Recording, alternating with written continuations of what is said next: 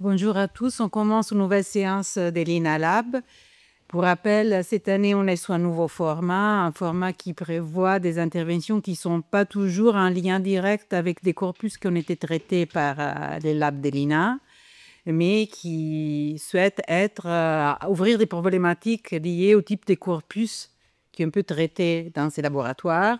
C'est pour ça qu'on a 3 interventions qui ouvrent des aspects différents. Alors, la thématique d'aujourd'hui, c'est vraiment l'aspect visuel, la vidéo dans son caractère fixe et animé. Et on commence avec Everard de Reyes, qui est professeur des universités en sciences d'information et communication à l'Université Paris 8 et qui est très engagé dans tout ce qui est une dimension esthétique et artistique.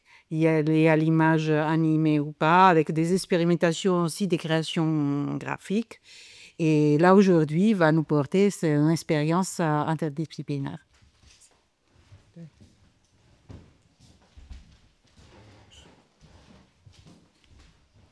Merci Martha et merci à tout le monde d'être venu et à ceux qui nous suivent à distance également. Donc je suis très content d'avoir reçu l'invitation. Merci Arthur pour l'organisation. Et ce que j'ai choisi de vous présenter cet après-midi, effectivement, ça va sur cette ligne dont parlait Martha, qui est visualisation, archives visuelles, images, plusieurs types d'images, notamment des images numérisées ou numériques, nativement créées à l'aide de procédés informatiques, synthétiques. Et j'ai changé un peu le titre, ça serait plutôt des approches créatives, puisque je m'étais dit que ça serait aussi peut-être sympathique de vous montrer quelques démos, quelques démonstrations logicielles, etc., que l'on puisse peut-être alimenter la discussion, même voir si peut-être ça peut inspirer à des débats, d'autres idées. Voilà, donc Everardo Reyes, Labo Paragraphe, Paris 8. Donc voilà, mon plan de cette petite exposé, donc c'est effectivement, j'ai choisi un peu l'approche, ce qu'on appelle recherche-création. Donc, ça serait de voir comment un objet concret, mais ce qui m'intéresse, vous allez voir, c'est le processus, les étapes, et comment on documente, comment on retrace ces étapes, pas que le résultat, parce qu'aujourd'hui, avec l'IA, etc., on peut générer autant d'images que l'on veut, juste en cliquant. Non, mais par contre, c'est le processus, c'est comment on fait pour arriver à ça qui m'intéresse. Donc, archives visuelles, quelques expériences que je peux faire moi en collaboration ou en participant avec des projets ou d'autres collaborations. Et quelques mots pour finaliser la présentation. Ce n'est pas une conclusion, c'est des derniers mots, des ouvertures, hein, n'est-ce pas? Pour ne pas dire qu'on conclut ici le sujet. Donc, approche recherche-création, c'est assez récent, disons. Donc, ça fait 20 ans qu'on en parle de plus en plus de cette approche-là. Aujourd'hui, on peut parler aussi de art-based practices, ou on peut parler aussi de recherche, action, création, etc. Je vais tout simplement m'appuyer sur quelques idées. J'ai suivi un peu les travaux de Rob Kitchin, qui est un chercheur basé au Danemark, la dernière fois. Donc voilà, c'est une approche qui m'intéresse, que je soulève c'est pas des définitions, c'est de ces tentatives de description, c'est que c'est une approche inventive, vivante, spéculative, et encourage l'exploration, l'expérimentation, le jeu, l'improvisation. Ça m'intéresse. Quand j'ai lu ça, je me suis dit, bon, ça va bien avec un peu ce que j'essaie de proposer. Par contre, ce qui m'intéresse à moi aussi, c'est de justement mettre un peu plus d'attention, de me focaliser sur le processus, de voir comment je suis arrivé à quelque chose, comment j'aurais pu faire différemment, comment je peux transmettre, comment on peut réutiliser ces mêmes peut-être matériels ou procédés, méthodes. Et voilà, donc de cette manière, je pense que vraiment, quand on se met à regarder comment c'est fait et qu'on essaie de le refaire ou de faire différemment, c'est une approche aussi un tout petit peu, il me semble, archéologique, un coup de déconstruction de ces composants, puisque on verra de plus en plus, donc le développement informatique, c'est complexe. On peut dire qu'on utilise quelque chose ouvert, une technologie ouverte, mais il arrive que pour réussir à faire quelque chose, on a besoin d'un certain plugin ou d'une bibliothèque qui, elle est payante, ou on utilise un autre service pour générer des IA, mais donc ça peut être gratuit, mais les jeux de données ou les modèles, c'est pas le cas. Donc c'est un complexe justement de composants, et donc voilà, on peut apprendre des choses en faisant ces expériences, je pense. Quelques formes de recherche-création, donc concrètement, qu'est-ce que l'on obtient quand ça peut être à l'issue d'une expérience de recherche-création, que ce soit un atelier, Artec, les MIP qu'on fait, c'est des semaines intensives, ou ça peut être des hackathons, des datathons, etc. Probablement, ce qu'on attend à ce type de forme, hein, ça peut être des jeux, ça peut être même des médias interactifs, des sculptures, même donc, dans les beaux-arts aussi, on fait plein de ce type d'expériences. Donc, probablement, si on se positionne de ce point de vue créatif, innovante, vivante, etc., on attend ce type de produits à la fin. Encore une fois, ce qui m'intéresse à moi, c'est justement de voir comment c'est fait. Un exemple, juste un exemple de démarche que je peux proposer et que j'ai adopté depuis un moment, c'est justement de commencer par se poser la question.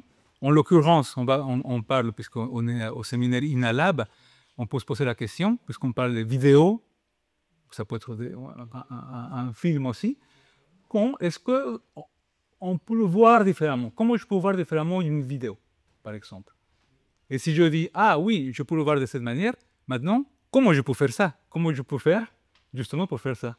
Comment produire en plus ensuite ces usages ou ce résultat pour que ça soit suffisamment ouvert, que ça s'adapte à différents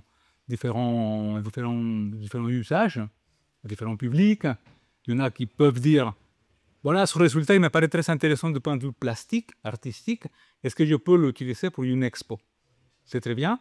D'autres peuvent dire, ce résultat, il me paraît très créatif. Est-ce que je peux l'utiliser pour faire des annotations dessus, pour analyser quelque chose? Je pense que ce type d'usage, on peut peut-être pas prévoir tous les types d'usages, mais on peut quand même rendre ce résultat suffisamment ouvert pour que ça soit adaptable, disons. Et finalement, comment documenter et partager la démarche. Ça, c'est un exemple. Je reviens après avec des cas concrets. Pour l'instant, juste une petite parenthèse. Qu'est-ce que c'est, qu'est-ce qu'on entend, qu'est-ce que j'entends ou par qu'est-ce que je travaille du point de vue archive visuelle. Des fois, je parle quand je dis archive visuelle. Bon, c'est vraiment une référence rapide à ces notions, disons, traditionnelles, classiques, de ce que c'est des archives d'images. Et dans dans cette typologie, disons, moi, ce que je fais, ce que je contribue, c'est, je pense que ce qui m'intéresse, c'est un peu les méthodes qu'on fait. C'est un peu les méthodes numériques, disons, pas forcément épistémologiques, pas forcément ontologiques, mais les méthodes, disons, matérielles, les méthodes techniques de comment faire. Évidemment, donc, j'ai essayé de contribuer du point de vue de comment modéliser le domaine visuel, c'est-à-dire que comment on peut donc structurer dans une grille, si vous voulez, ça peut être un jeu de données ou une certaine modèle de données, une certaine expérience visuelle. Comment restituer ça du point de vue graphique? Quels sont les modèles graphiques qu'on peut faire? Puisqu'on est de plus en plus orienté donc à interactivité, donc comment faire des outils interactifs. Et voilà, donc j'essaie de participer et de collaborer aussi avec des collègues, des projets qui existent aussi là-dessus. Voilà un exemple de ce que je disais, la modélisation du domaine visuel. Habituellement, ça dépend des appareils qu'on utilise, mais les appareils photo, vous le savez, on prend une photo et automatiquement, toutes les photos ont ces informations déjà, disons, stockées par défaut. On a d'autres, évidemment, comme par exemple les métadonnées qui est l'auteur, la date. Ça dépend des types d'usage du public. On peut faire des workshops pour savoir comment ça a été reçu, interprété, quel est le contexte. On peut s'intéresser également à la partie purement, disons, visuelle de l'image que l'on capte. Et c'est ça qui m'a beaucoup intéressé aussi. C'est un domaine où c'est une pratique très, disons, technique du point de vue informatique.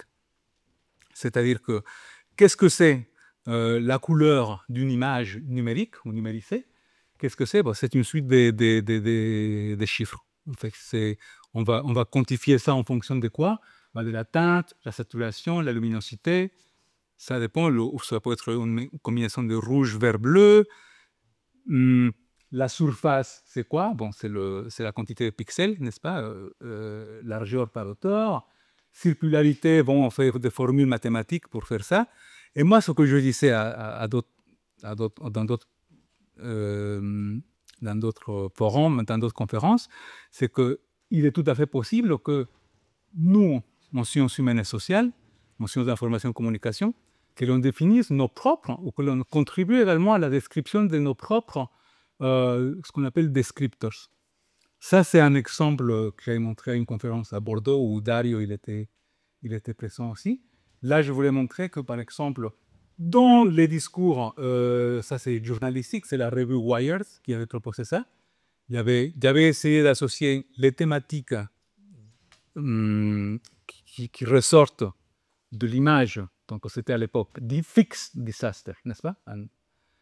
Cette dichotomie, et représentée par une certaine couleur également.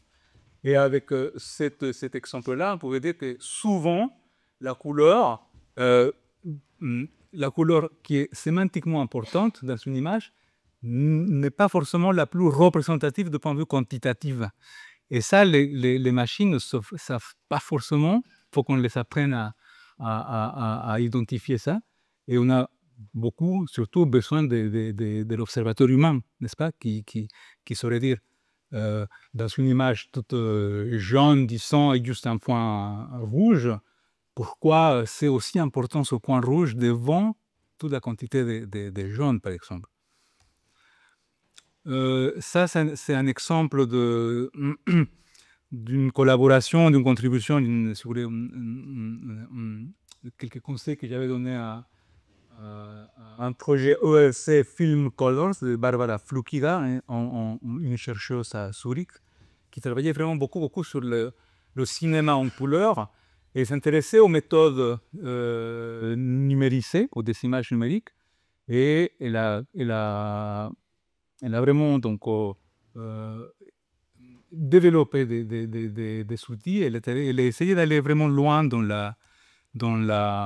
l'analyse informatique des images. Donc, sa source, ces archives, c'était des films des débuts du XXe siècle qui ont la particularité d'avoir été coloriés à la main. C'était le film en couleur, mais à la main. Donc, elle a vraiment cherché beaucoup de manières de représenter ça, ces propriétés. Dans un autre projet, le ERC aussi, ERC Facets, j'ai essayé aussi de contribuer avec, puisque c'était orienté visage, je disais, écoutez, bon, c'est bien les visages, mais en fait, il y a plusieurs modèles qui sont... Ça nous sert vraiment beaucoup d'aller chercher, d'aller voir comment c'est fait, justement, comment ces modèles fonctionnent, puisqu'il y a beaucoup de modèles qui existent, qui, vous le savez, sont entraînés sur un certain type de visage, mais pas orientés à tout autre type de visage. Et là, ils se trompent, ces modèles.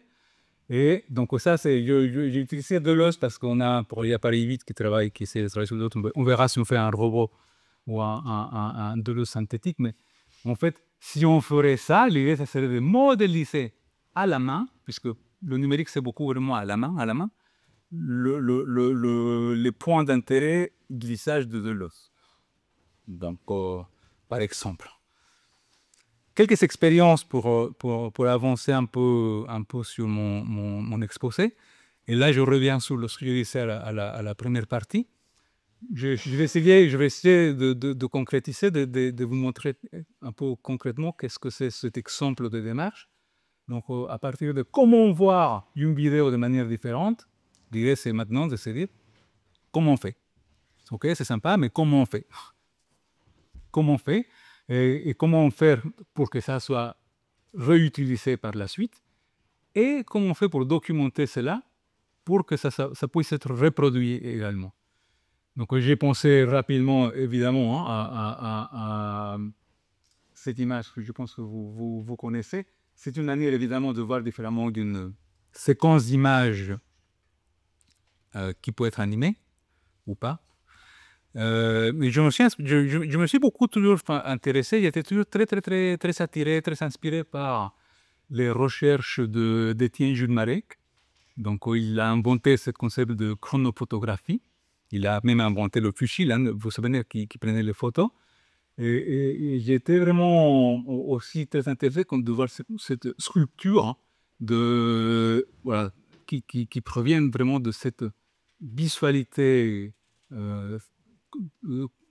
chronologique. Plus ou moins en même date, j'étais aussi très intéressé par ce que Frank Gilbreth appelait les cyclographes. Et là, ce n'était pas du tout artistique, c'était une manière d'entraîner les travailleurs dans les usines. Les travailleurs, ils faisaient un travail, évidemment, donc, manuel. Donc ça, c'était pour qu'ils suivent la trace qu'ils devraient adopter, apprendre pour faire le travail. C'est pour ça qu'il a ensuite imprimé, sous forme de câbles, les mouvements, c'était les traces des mouvements des mains à l'usine. Donc il y a ce passage entre 2D, 3D, ou physicalisation, visualisation, physicalisation qui m'intéresse aussi. Ça, c'est inspiration artistique. Inspiration technique, puisque dans la littérature technique, on a depuis longtemps, évidemment, s'intéressé à comment analyser de manière informatique les corpus de vidéos. Par exemple, on a vidéo segmentation, ça, c'est beaucoup plus connu aujourd'hui. Hein, on détecte un certain sujet, un animal ou une voiture. Video summarization, c'est ce qui fait Netflix automatiquement, donc, ou YouTube. Hein, il prend quelle est la vignette qu'elle va mettre en avant pour que ça soit représentatif de la vidéo. Donc, ils doivent découper l'image. D'autres un peu plus spéculatives, n'est-ce pas? Vidéo cube, c'est une vidéo faite, donc voilà, dans un cube, on peut zoomer à l'intérieur. Et la technique slit scan, qui apparemment sert beaucoup dans les sports, pour voir justement ce qui est arrivé en premier à la ligne d'arrivée.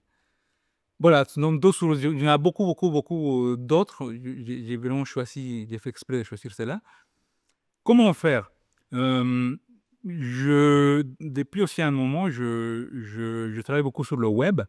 Je pense que le web, depuis un certain moment, depuis 10 ans, devient vraiment un environnement très robuste du point de vue graphique, du point de vue technique, pour développer des outils. Et je pense que si Richard Rogers parlait de digital methods, en parlant de tout ce qui était les links, bon, son intérêt c'était politique, je pense qu'il y a vraiment des méthodes, moi je dirais plus modestement les méthodes web, hein, qui nous obligent à aller donc, voir comment ça fonctionne le web, pour exploiter ses faiblesses, mais aussi possibilités, et voir qu'est-ce qu'on peut faire justement tout en restant dans l'environnement web. Par exemple, cette expérience, c'était donc, on s'était intéressé un jour de pouvoir visualiser les vidéos les plus regardées sur YouTube. J'ai trouvé cette liste-là, My Top 100 Videos. Il disait que les vidéos, ce sont juste 500 vidéos. 500 vidéos de plus de 700 millions de vues. 700 millions de vues, c'est quand même énorme. Celui-là, il a 6,4 billions, enfin billions en anglais. Et c'est pas le plus, et c'est le numéro 7. Hein.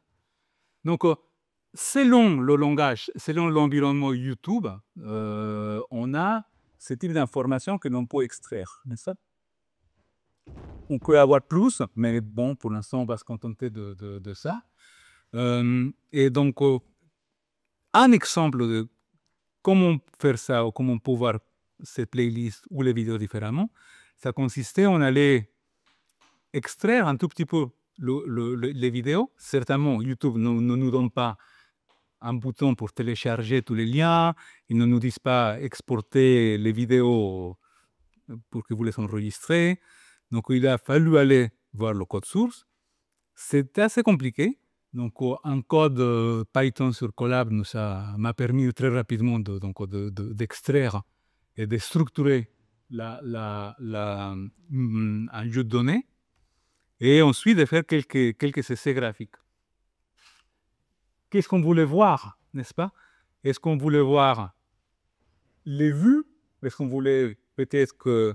Parce que si on voulait voir les vues, imaginez que c'est énorme. On ne peut pas représenter 6 milliards de vues sur un petit écran à 2 dimensions. Donc, il a fallu faire des petits clusters. Il a fallu ensuite plutôt se dire, bon, on va regrouper comment ça se dit, les quantités, on va les associer à la taille du rond, et c'est le rond comme ça qui va donner un peu son... Donc, vous voulez savoir quelle est la vidéo la plus vue sur YouTube? C'est Baby Shark Dance. La 12e, je ne sais pas si c'est là la 12e, mais 15 milliards de vues, c'est vraiment, c'est comme si... Je n'ai pas une bonne métaphore pour dire à quoi ça ressemble, mais... Évidemment, il y a beaucoup de... Ça correspond aussi à... Par ailleurs, petite parenthèse rapide, ça correspond aussi à l'algorithme de Spotify quand ils disent qu'ils tracent quels sont le degré de danseabilité des musiques ou des chansons avec la durée. Les musiques les plus danseables, c'est quoi? C'est les musiques des enfants. C'est les chansons des enfants. Bon, et pourquoi on s'est adapté à faire ça sur le web? Parce que sur le web, regardez, on peut aussi commencer à nous-mêmes faire des petites explorations ou inviter l'exploration du même corpus et essayer de voir des choses différentes, n'est-ce pas? Donc, ça a été fait évidemment donc, à l'aide de n'importe quel LLM que vous avez de plus en plus à la main et qui deviennent de plus en plus ubiquitaires. Hein? Les LLM comme Claude, comme ChatGPT, comme Pilot pour le code, etc. Pour faire ça, j'ai fait 30 essais, 30 générations. Ça ne correspondait pas à ce que je voulais, j'ai redemandé, j'ai dû faire moi-même à la main, etc. etc. J'ai dû créer plusieurs mini-outils pour faire ça. Je peux peut-être que vous montrer après, mais j'ai dû faire des mini-outils pour faire ce type de choses. 12e et presque dernier exemple, c'est ce que j'appelle Cultural Vis. C'est un article qu'on a coécrit avec Lev Manovich déjà en 2020. Et là, on s'intéressait, cette image-là, c'est toutes les vidéos du groupe de punk des années 90, Nirvana. Vous pouvez aller voir de quoi il s'agit. Mais avec Lev, on se disait ça, bon, on peut prendre, c'est comme si c'est un 12e degré d'esthétisation, par exemple, quand on décompose une vidéo. Et donc, je pense que je reviendrai à celui-là dans un instant, puisque l'idée de ça, c'était de chercher des modèles. En fait, comme je l'ai dit au départ, ce qui m'intéresse de ces contributions, de ces explorations, pour moi, c'est de chercher à voir si d'autres modèles peuvent exister, si d'autres modèles peuvent se penser, n'est-ce pas? Si j'ai le temps, je peux vous montrer donc rapidement de quoi il s'agit. Celui-là, c'est quelque chose que j'ai nommé Dragon Hue. C'est une série d'outils web qui vous permettent de regarder un corpus d'images sous plusieurs formes. Donc, je ne sais pas qu'est-ce que vous voulez voir, par exemple, celui-là. On va voir un cube. Est-ce que j'ai qu'est-ce que c'est ça? Ouais, je peux mettre ces images-là. Je ne sais pas qu'est-ce que c'est, mais ils sont là. Je peux cliquer sur n'importe quel point. Ça, c'est bon. C'était un icône. J'aurais dû choisir un meilleur, mais en live, là, j'ai pas pensé, n'est-ce pas? Mais vous pouvez... Donc, ce qui m'intéresse, c'est ça. C'est comment faire d'autres modèles. Ça, c'est le même. Si je clique, je vois... Ce sont des icônes, en fait. Je ne sais pas pourquoi j'ai un truc d'icône. Bon. Donc, l'idée, c'est juste ça. C'est de pouvoir, donc... bon, écoutez, je sors de là. C'est un accès libre, c'est gratuit, c'est à réutiliser si vous voulez. C'est sur GitHub, Dragon Hue. Mais donc, comme je disais, si ce qui nous intéresse un peu, ce qui m'intéresse, c'est la création de modèles, la création de représentations qui doivent, à mon avis, pouvoir s'appliquer à n'importe quel type d'image, que ça soit de corpus, de photos, de couvertures, de pochettes, de la peinture. Ce qui m'intéresse, je pense, c'est que ça soit des modèles applicables à n'importe quel type d'image. Du point de vue interactivité, ce qui m'intéresse aussi, c'est de penser à ce type de modèle, ce qu'on appelle symétrique, ou avec, disons, plus ou moins la même logique. Donc, en l'occurrence, ça, c'est le geste de prendre ou placer, lisser, déposer, et d'afficher directement la visualisation, au lieu de passer par les étapes faut extraire les données, faut extraire les quantités de couleurs, faut faire ça, faut faire ça. Bon, j'évite ces étapes et on passe directement à la visualisation. Et du coup, juste pour finaliser, on peut penser que si on va plus loin, on peut penser que ça, on serait intéressé à dire qu'on travaille sur la drag-anthropologie, c'est-à-dire que, je ne sais pas, vous connaissez cette vidéo probablement de Bill Viola, Acceptance, c'est la vidéo où une personne traverse un rideau d'eau. Parce que ce matin, je parlais de l'eau dans une autre conférence. Donc, avec la même logique, comme je disais, la même logique de ce que j'ai, c'est ici, la même logique de drag and drop, par exemple. Juste une petite démo pour finaliser. Je peux penser que maintenant, c'est fait sur le web, c'est fait avec l'aide d'un LLM, n'importe quel LLM que vous savez à la main. Je pense qu'il faut lui demander du point de vue comment je le veux. Ça se fait avec un élément Canvas sur le web. Drag and drop, il le compose en photogramme, si vous voulez. Il commence à même faire un slit scan. Je n'ai pas continué. Mais ce qui m'intéresse surtout aussi, c'est ça. C'est de faire des représentations, comme vous le savez, donc qui ne sont pas... Ça, c'est la même vidéo, sauf que en modèle 3D. Je la laisse ici continuer, hein, mais j'aurais dû changer la frame rate de threshold, parce que là, ici, ce qu'il fait, c'était photogramme par photogramme, il va juste appliquer un filtre. Donc, du point de vue technique, c'est un filtre Sobel qui va prendre juste le edge detection, la détection des contours. Il va juste les séparer et va éliminer le background. Bah, je lui ai dit tout ça pour qu'il fasse toute la structure.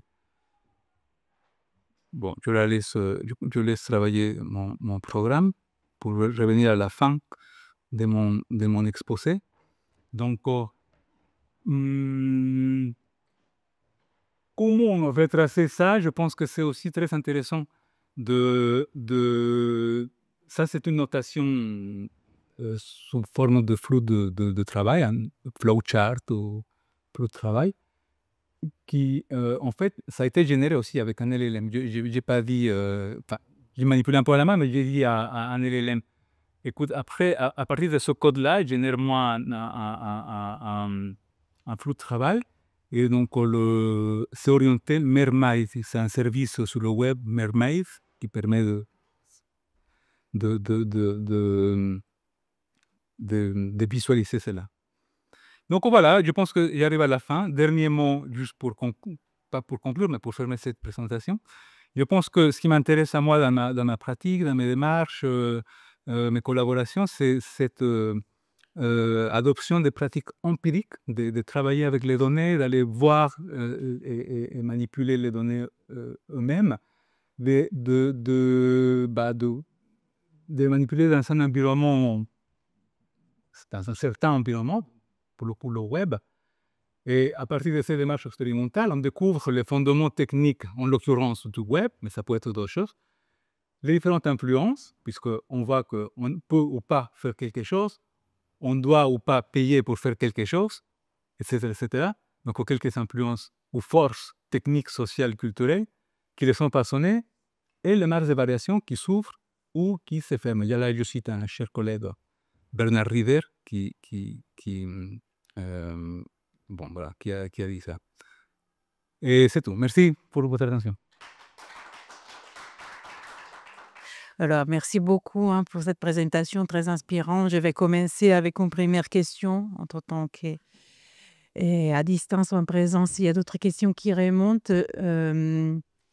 Dans ton parcours devoir offert, j'ai trouvé que bon, tu as beaucoup insisté un peu sur cette opposition humain-machine et au début, ça m'a surpris que pour les voir, c'était très important pour toi de souligner la vision humaine semble prévaloir dans tes travaux, ou de toute façon l'aspect de mettre en avant comme l'homme voit et après, au fur et à mesure, dans les faire, en effet, cet aspect, ça me semble un peu disparaître et là, je m'interrogeais un peu comment tu vis cette opposition par rapport à tes questions? Tu veux dire une En vision. effet et quand on voit, tu te dis, en effet, l'homme, on peut pas reproduire la vision de l'homme, mais après quand tu es dans les faire, en effet, ça me semble que cette question un peu disparaît et tu es vraiment juste, comment la machine t'aide à produire des visualisations. Alors je me demandais s'il y a vraiment une opposition pour lesquelles, les voir, ça doit être humain et dans les faire, on n'a plus besoin de l'humain. Oui, oui. Voilà, c'était un peu ça. Je comprends, oui, je comprends. Oui, ben, oui, ouais, tu as raison, tu as bien vu ce point. Je pense que je voulais dire que en fait, ce sont des résultats orientés à une observation, disons, consommation, à une interaction humaine, ces résultats. Il y en a d'autres on a beaucoup d'échanges, on a beaucoup quand on visite un site web, la plupart des transferts de données qui se font, c'est entre des machines. C'est-à-dire qu'une image, elle est surtout échangée, vue, pas par des humains, mais par des algorithmes, par des programmes. Et je pense que ce qui m'intéresserait de faire, c'est justement de montrer comment les machines voient une image en opposition à comment la machine. Mais bon, c'est des images sont tous plus ou moins semblables. C'est le domaine, ça s'appelle le domaine du signal, non? Le domaine spectrum. euh, mm, oui, mais ça m'intéresse. Ça m'intéresserait de travailler sur ça, de faire un projet là-dessus, quoi. Merci. Moi, j'ai trouvé, particulièrement intéressant la partie, enfin, génération de code, si je comprends bien, par LLM que tu as présenté comme étant un peu, presque, naturel. Enfin, c'est tu t'as pas détaillé dans la présentation ces étapes-là, parce que, c'est des outils qui sont assez, comment, utilisés, en ce moment même et que donc on n'a pas besoin d'imaginer, ce que c'est, de générer du code, mais, enfin, j'avais pas vu jusqu'ici, des outils aussi complets dont on dit juste: «C'est le résultat d'un LLM». Et donc je voudrais savoir si tu veux peut-être nous en dire un peu plus et est-ce que aussi il y a des pratiques, par rapport à la mise à disposition de codes qui sont générés par LLM au grand public. Là, tu as montré ton GitHub. Est-ce qu'il y a, par exemple, une espèce de traçage du modèle qui a généré le code et de la liste de prompts ou des étapes que tu as suivies en tant que pour la fabrication de l'outil? Est-ce que tu as des pratiques déjà quand tu travailles avec des LLM pour générer des outils comme ça? Oui, oui, merci Arthur. Alors, je pensais que ce n'était pas forcément le sujet. Si j'entrais là-dedans, j'allais sortir un peu vers le prompt, ou comment faire du prompt, ou comment travailler là-dessus. On peut faire on peut travailler là-dessus, on peut se dédier à ça. Mais ça dépend les outils. Et je sais pas si ça continue si c'est toujours le cas, mais sur ChatGPT, par exemple, on peut partager tout un chat, on fait toute une conversation. Et si je partage cela, par exemple, si on travaille en commun sur un projet, tu peux revenir sur toutes les étapes que j'ai fait, le premier prompt que j'ai lancé, à la dernière version. Tu pourrais voir comment je m'adresse à cet LLM. Voilà. Moi, mon expérience, c'est que je commence toujours par quelque chose de très général, et puis après, je commence à aller vers le particulier. Et ensuite, il faut dans mon expérience, ça fonctionne mieux quand je lui dis techniquement comment je le veux, parce que si je le laisse le choix technique, il va probablement choisir si c'est la version gratuite, il va probablement choisir des bibliothèques payantes, par exemple. Si c'est la version payante, il va faire le code dur, hein, disons, son bibliothèque. Donc, c'est des choix, hein, mais je lui dis, dans le cas de drag and drop, par exemple, au lieu que je lui dise, au lieu de commencer par lui dire, j'ai besoin d'un document HTML où je vais glisser, déposer une image et je mets comme résultat toutes les couleurs de l'image. Je commence différemment. Je commence, j'ai cette image, j'ai un document HTML, extrait les couleurs de cette image. Une fois qu'il a fait correctement comme moi je veux, là je lui dis, au lieu de cette image, propose-moi une zone pour glisser, déposer. Mais il faut que je lui dise comment je le veux, quel élément, si c'est en 3D, comment. Et ce qui est intéressant, c'est que là, on peut passer à la partie. Bon, j'allais montrer un peu l'image ici. Mais là, ce qui est intéressant, c'est qu'une fois qu'on arrive au résultat, ce qui est intéressant, c'est ensuite pouvoir donc paramétrer ou offrir à l'utilisateur, au visiteur, comment paramétrer les possibilités. Puisque là, ici, je ne vois pas encore, mais sur Photoshop, par exemple, je dis ça parce que ça me vient comme ça à l'esprit. Sur Photoshop ou sur, je ne sais pas, Google, le sélecteur de couleurs. Souvent, on dit, bon, je peux modifier entre 0 et 255 valeurs de rouge ou de vert. Pourquoi pas plus? Si c'est toi qui as fait l'outil, par exemple, tu pourrais savoir pourquoi, non? Ou tu pourrais dire, ah non, moi je veux un outil qui fasse entre 0 et 500. C'est pas possible parce que ça dépend de la mémoire de l'ordinateur, mais voilà, c'est mon point. Je veux arriver à cela. Ok, vas-y. T'avais deux questions. Si on a envie, sur le chat, on peut les répéter. Non? S'il n'y a pas d'autres questions, on peut passer en remercier Bérard encore. Merci Martha.